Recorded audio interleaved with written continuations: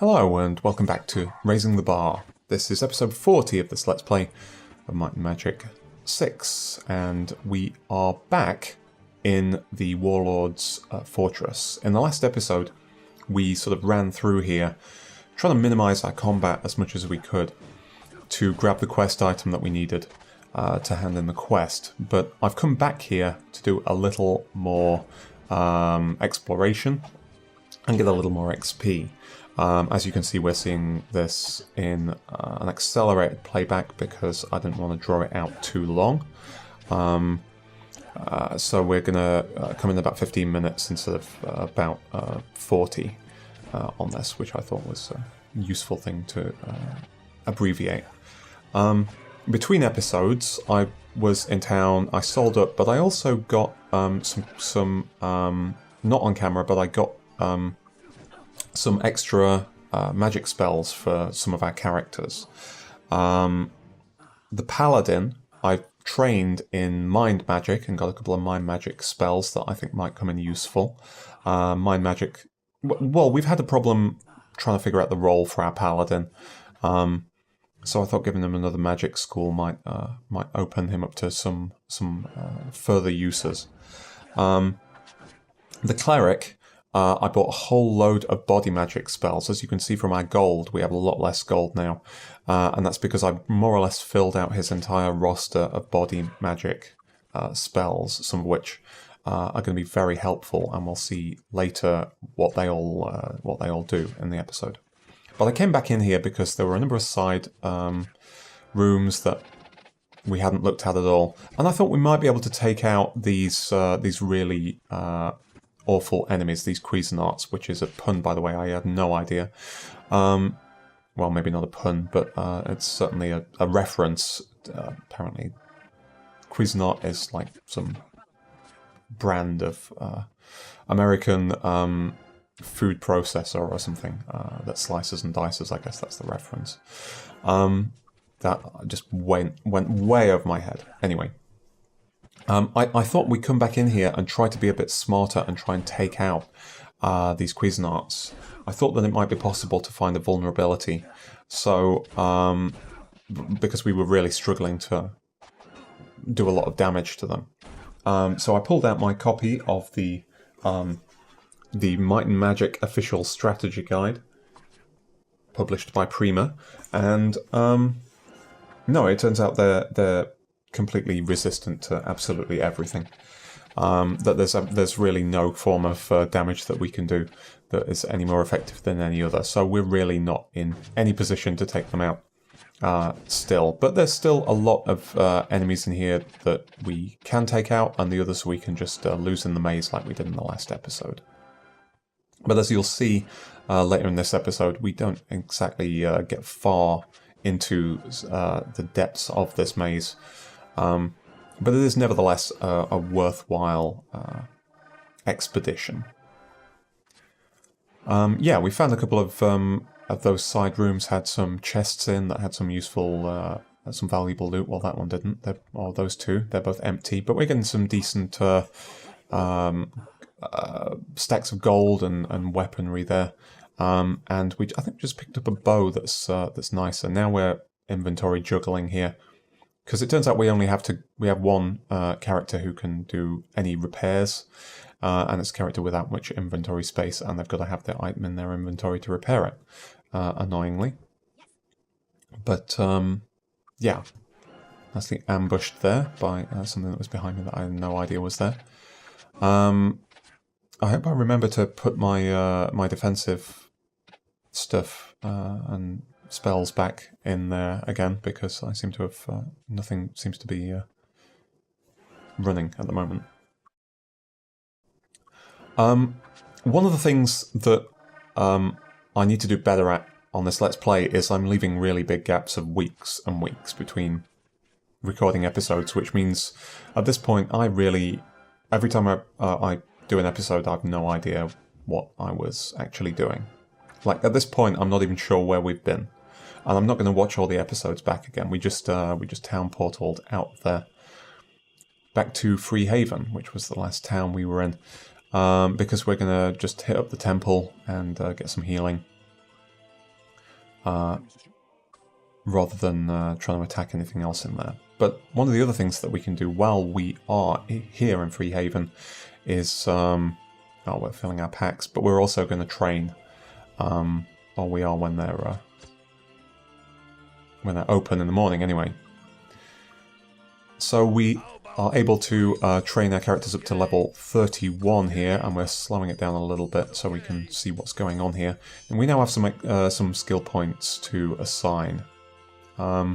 Okay, so our sorcerer, we're gonna, well, what am I doing here? I'm just skipping around. Alright, body magic can go up to 12 points, which means we are ready to train that body magic cleric rather, up to expert, up to master in body magic, which is really good news. That will make every one of our spells a lot more effective. So we're going to head to through the maps here to, what was it, Bootleg Bay, Silver Cove, and we are going to find the body magic master trainer and see what that will get us in terms of improved magical abilities on that character, and they're fairly significant. We'll go through the spells as well. We've got to find the place first. I was looking on the map, except I was misreading the map, so I'm now jumping all over the place and getting very confused where the trainer is. But I think it's in there. There we go. How are you?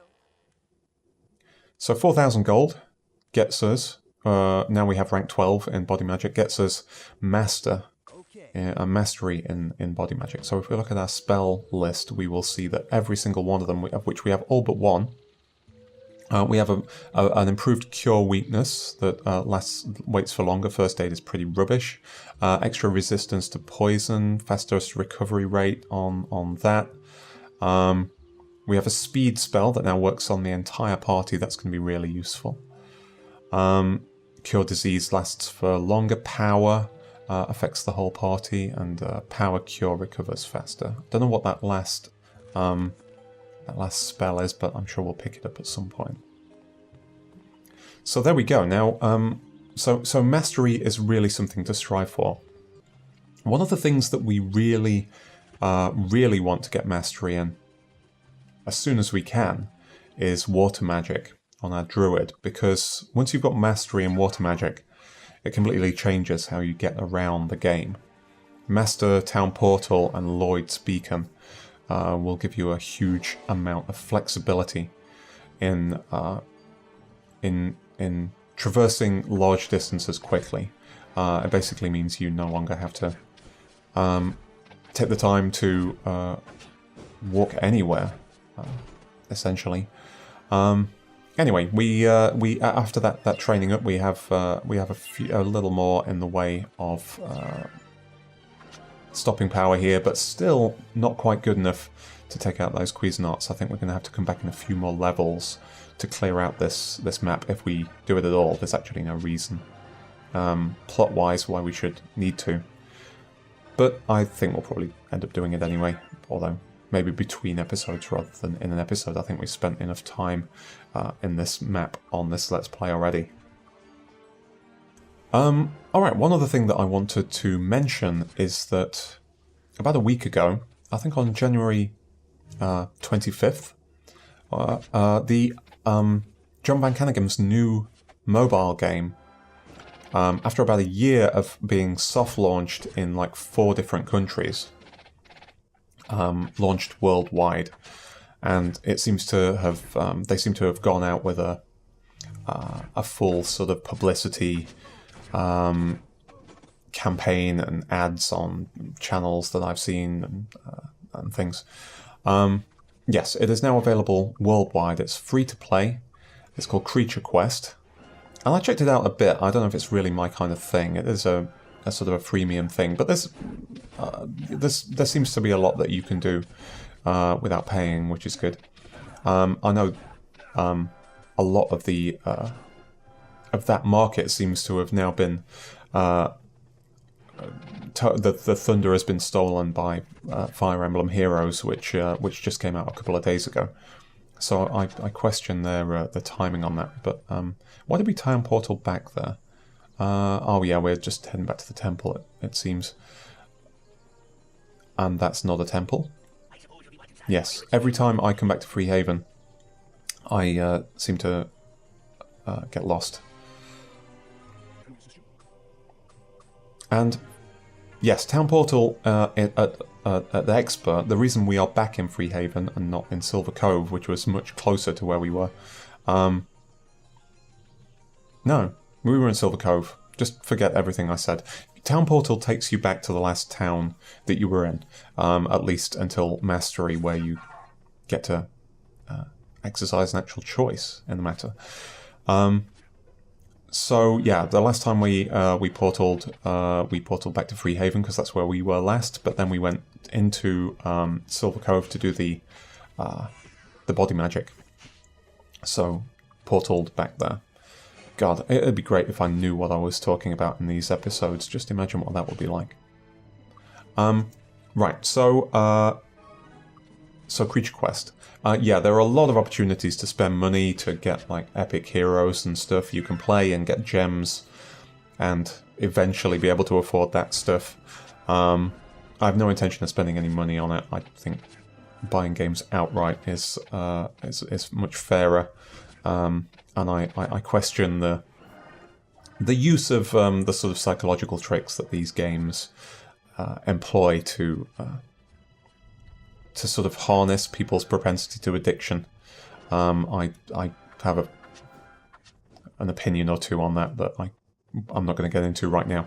But maybe that's a video in the future about, well, it's well-worn material, isn't it? I mean, I'm sure you've, heard people talk about that stuff before. It's really nothing original. But the game itself is fairly impressive in terms of its graphics and sound and things. It clearly has high production values. And I saw, and this is really something that I should be plugging.